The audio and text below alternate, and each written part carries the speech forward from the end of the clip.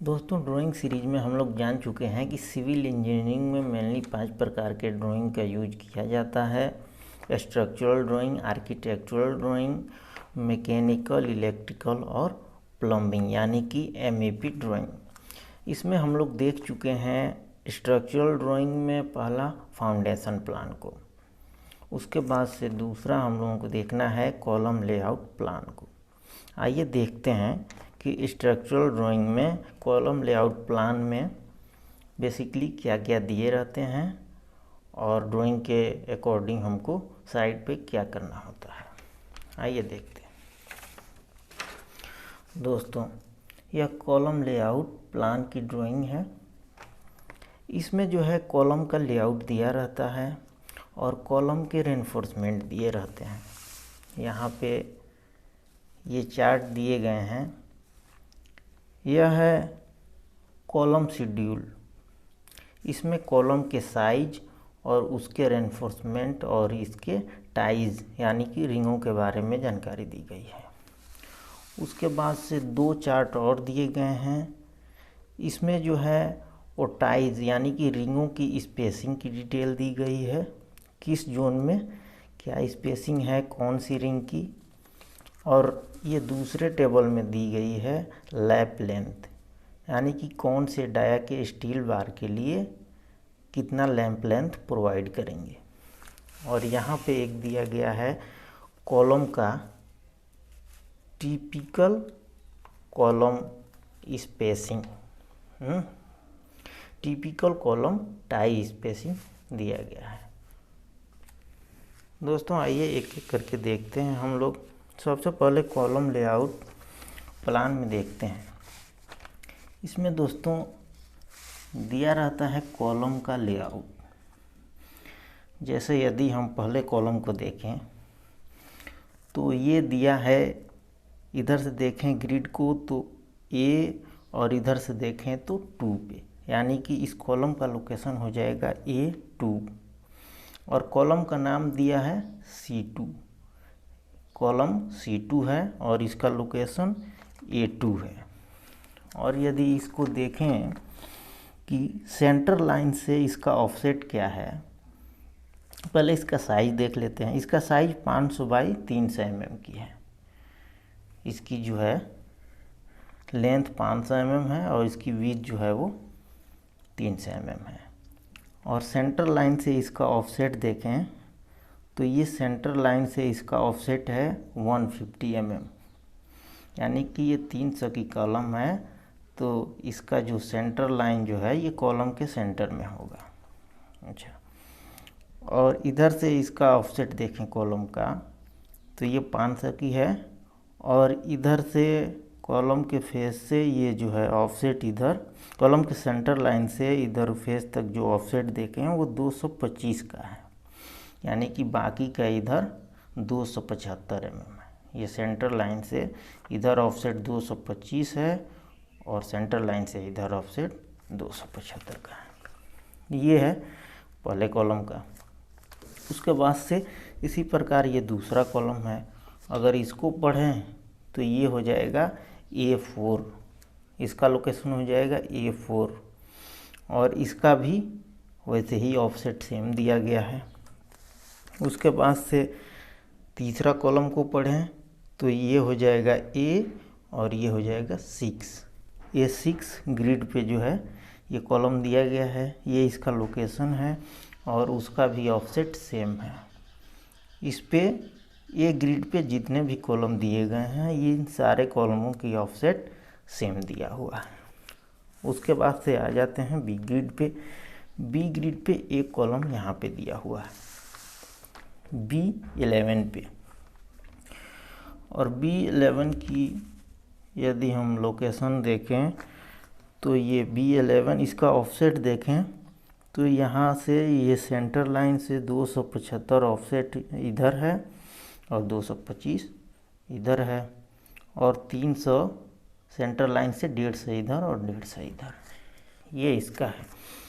इसी प्रकार ये सारे कॉलमों की जो है वो लेआउट दी गई है इस लेआउट प्लान में। तो इसके हिसाब से उसके बाद से यहाँ से डिस्टेंस भी दी गई है। ग्रिड 1 से ग्रिड 2 के बीच 1390 mm का डिस्टेंस है। ग्रिड 2 से और ग्रिड 3 के बीच 1125 mm का डिस्टेंस है। ग्रिड 3 से ग्रिड 4 के बीच 2365 mm की डिस्टेंस है। ग्रिड 4 से ग्रिड 5 के बीच 2155 mm की डिस्टेंस है। इसी प्रकार सारे ग्रिडों के बीच की डिस्टेंस दी गई है। अगर इस लेटर वाले ग्रिड को देखें तो ए से बी के बीच में 1240 mm की डिस्टेंस दी गई है। बी से सी के बीच में 1200 mm की डिस्टेंस दी गई है और सी से डी के बीच में 1615 mm की डिस्टेंस दी गई है। इसी प्रकार बाकी सारे ग्रिडों की डिस्टेंस दी गई है। तो इसके हिसाब से हम कॉलम का लेआउट कर लेते हैं। उसके बाद से आते हैं कॉलम के रेनफोर्समेंट के बारे में। तो दोस्तों यहाँ पे दिया गया है कॉलम शेड्यूल।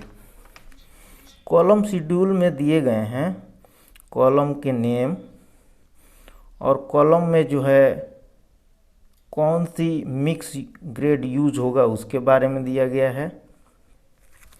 यहाँ देखते हैं कॉलम शेड्यूल। यहाँ पे दिया है लेवल। ये देखिए यहाँ पे लिख रहा है कि फाउंडेशन लेवल से प्लिंथ लेवल। यहाँ पे लिख रहा है प्लिंथ लेवल से फर्स्ट फ्लोर लेवल। यहाँ पे लिख रहा है फर्स्ट फ्लोर लेवल से टर्मिनेशन लेवल और इसका डिटेल है। अच्छा, यहाँ पे लिख रहा है मिक्स लिख रहा है M25, यहाँ भी M25 और यहाँ पे M25। इन तीनों लेवल के लिए मिक्स जो है ग्रेड कंक्रीट। दोस्तों ये तो रहा column layout plan. Column layout plan के बाद से हम देखते हैं कॉलम का रेनफोर्समेंट। दोस्तों कॉलम का रेनफोर्समेंट देखने के लिए हमको जो है ये कॉलम शेड्यूल टेबल को देखना पड़ेगा और रिंगों की रेनफोर्समेंट के लिए और स्पेसिंग के लिए हमको लीजेंड फॉर लैटरल टाई यानी कि टाई का डिटेल हमको देखना पड़ेगा। यहाँ पे लिखा है एस और ये जोन ए और जोन बी दिए गए हैं और ये जोन ए की स्पेसिंग दी गई है और जोन बी की स्पेसिंग दी गई है। अभी इसको डिटेल में देखेंगे। पहले हम देखते हैं कॉलम शेड्यूल को। अच्छा, कॉलम शेड्यूल में दिया है यहाँ लेबल दिया है और ये मिक्स ग्रेड दिया है M25 और ये कॉलम के नाम दिए गए हैं। देखते हैं C1 कॉलम की साइज़ जो है वो 500 बाई 300 mm की है। अच्छा, फाउंडेशन प्लान से प्लिंथ लेवल तक इसका जो है M25 grade concrete mix use होगा और इसका जो रेनफोर्समेंट है वो A बराबर 4 नोज होगा 16 mm डाया का, यानी कि 1 2 3 4। A बराबर 4 16 mm डाया का और B बराबर 6 16 mm डाया का। तो 1 2 3 4 5 6। B बराबर 6 16 mm डाया का। C बराबर 2 नोज 16 mm डाया का, यानी कि 1 और 2। ये हो गया C1 का फाउंडेशन लेवल से प्लिंथ लेवल तक। उसके बाद से C2 को देखते हैं तो C2 भी सेम वैसे है। जैसे C1 का है वैसे C2 का भी रेनफोर्समेंट है फाउंडेशन प्लान से प्लिंथ लेवल तक। अच्छा, उसके बाद से देखते हैं कि प्लिंथ लेवल से फर्स्ट फ्लोर लेवल तक, यानी कि ये प्लिंथ लेवल से और फर्स्ट फ्लोर लेवल तक, प्लिंथ लेवल से फर्स्ट फ्लोर लेवल तक कॉलम का रेनफोर्समेंट देख लेते हैं। तो यहाँ पे भी सेम वैसे है, जो प्लिंथ फाउंडेशन लेवल से प्लिंथ लेवल तक था सेम वही है प्लिंथ लेवल से फर्स्ट फ्लोर लेवल तक। 4 A बराबर 4 16 के, B बराबर 6 16 के और C बराबर 2 16 के। और कॉलम C2 के लिए भी सेम वही रेनफोर्समेंट है प्लिंथ लेवल से फर्स्ट फ्लोर लेवल तक। अच्छा, उसके बाद से आ जाते हैं फर्स्ट फ्लोर लेवल से टर्मिनेशन लेवल तक। ये है, यानी कि फर्स्ट फ्लोर लेवल से और ये टर्मिनेशन लेवल तक, यहाँ टर्मिनेट हो रहा है कॉलम यहाँ तक। यहाँ पे जो है ये टर्मिनेट हो जा रहा है। ये जो है फर्स्ट फ्लोर लेवल पे ही C1 कॉलम टर्मिनेट हो जा रहा है, तो इसकी डिटेल नहीं दिया है। और C2 कॉलम जो है वो जा रहा है फर्स्ट फ्लोर से टर्मिनेशन लेवल तक, तो इसका भी रेनफोर्समेंट है वो सेम ही है पहले वाले रेनफोर्समेंट के बराबर। उसके बाद से टाई देख लेते हैं। ये रिंगों की शेप है, तो ये जो है आउटर टाइज है, जो बड़ी वाली रिंग है रेक्टेंगुलर शेप में, ये आउटर टाइज है। अब बाकी के ये तीनों रिंग ये ट्रायंगुलर शेप में है, जिसको डायमंड रिंग कहते हैं, और ये एक सी रिंग या यू रिंग भी इसको बोलते हैं। ये तीनों जो है इनर टाई है, और ये वाला जो है ये आउटर टाई है। ये बड़े वाले को मास्टर रिंग भी बोलते हैं, और ये छोटे वाले को जंक्शन रिंग के नाम से भी जानते हैं। ये तो रहा C1 और C2 का रेनफोर्समेंट। अब देखते हैं इनके रिंगों की डिटेल क्या है। अब देखिए यहाँ पे लिखा है यस, यहाँ भी यस लिखा है कोने में। यहाँ थोड़ा और जूम करके देखते हैं, ये यस लिखा है, ये भी कोने में यहाँ यस लिखा है, यहाँ भी एस लिखा है, और यहाँ भी यस लिखा है।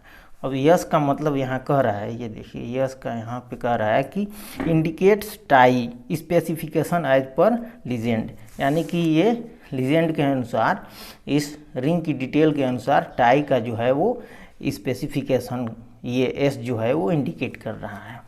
अब देखिए एस में जो है दिया है जोन ए और जोन बी और जोन ए।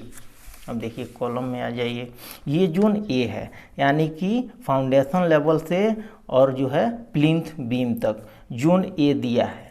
तो जोन ए में जो है कॉलम में रिंगों की जो डिटेल है वो है 8 mm डाया का 75 mm centre to centre outer ties, यानी कि ये बड़ी वाली रिंग जो है 8 mm डाया का रहेगा और 75 mm सेंटर टू सेंटर रहेगा। उसके बाद से कह रहा है कि जोन ए में 8 mm का 75 mm centre to centre inner tie, यानी कि ये छोटी वाली जो रिंग भी होगी वो भी 75 mm सेंटर टू सेंटर और 8 mm डाया की होगी। ये तो हो गया जोन ए का। उसके बाद से इसमें जो है प्लिंथ लेवल तक जोन ए ही है। उसके बाद से आ जाते हैं ग्राउंड फ्लोर से फर्स्ट फ्लोर लेवल तक। ग्राउंड से फर्स्ट तक क्या है कि ये 2 जोन में बचा है। ऊपर का जो है वो ए जोन है, फिर नीचे भी ए जोन है, और सेंटर में जो है वो बी जोन है। दोस्तों क्या करते हैं कि जो प्लिंथ लेवल से और छत की बॉटम का जो क्लियर हाइट होता है उसको जो है ए और बी जोन में क्या करते हैं, डिवाइड करते हैं। ये जो है क्लियर हाइट L/4A हो जाता है, और ये नीचे भी L/4 हो जाता है, यानी कि दोनों मिल के L/2 हो जाएगा, और ये बीच वाला बी जोन L/2 हो जाता है, यानी कि ये तीनों जोन मिल के L हो जाता है, यानी कि L क्लियर हाइट हो जाता है। अब देखिए अगर मान लीजिए कि प्लिंथ बीम से और छत के बॉटम की जो हाइट L है, यानी कि 3 मीटर है, तो जोन ए हो जाएगा 3 मीटर बाई 4, यानी कि 3000 mm/4, यानी कि 750 mm। 750 mm हो जाएगा जोन ए की। ये जोन है, वो जोन ए की जो डिस्टेंस हो जाएगी, लेंथ हो जाएगी, जो भी कर लीजिए, वो 750 हो जाएगी। 750 mm, यानी कि ऊपर से 750 mm जोन ए हो जाएगा, और फिर नीचे से भी 750 mm जोन ए हो जाएगा। अच्छा, जोन बी बराबर हो जाएगा L/2, यानी कि 3 मीटर बाई 4, यानी कि 3000 mm/4, यानी कि 1500, यानी कि बीच में जो जोन बी होगा वो 1500 mm, यानी कि 1.5 मीटर ये हो जाएगा। तो कह रहा है यहाँ पे, इसमें देखेंगे तो जोन ए में जो है, जोन ए में 75 mm centre to centre 8 dia का जो है टाई बांधना है यहाँ प्लिंथ लेवल से फर्स्ट फ्लोर लेवल पर। और जोन बी में जो है वो 8 mm डाया का 150 mm centre to centre outer ties, और जोन बी में है 8 mm का ही centre to centre 150 centre to centre inner ties. यहाँ पे जोन बी में जो है वो 150 पे बनना है सेंटर टू सेंटर, और जोन ए में 75, और इस जोन ए में 75 सेंटर टू सेंटर इनर और आउटर दोनों। ये है कॉलम का रेनफोर्समेंट डिटेल। दोस्तों ये तो रहा हमारा स्ट्रक्चरल ड्राइंग का दूसरा पार्ट, कॉलम लेआउट प्लान। अगले वीडियो में हम डिस्कस करेंगे स्ट्रक्चरल ड्राइंग का तीसरा part, plinth beam framing plan, अगले वीडियो में हम डिस्कस करेंगे। दोस्तों बने रहें हमारे चैनल के साथ, हमारे चैनल को सब्सक्राइब करें, बेल आइकन को प्रेस करें ताकि हमारे आने वाले अगले वीडियो का नोटिफिकेशन आपको सबसे पहले मिले। Thanks for watching this video.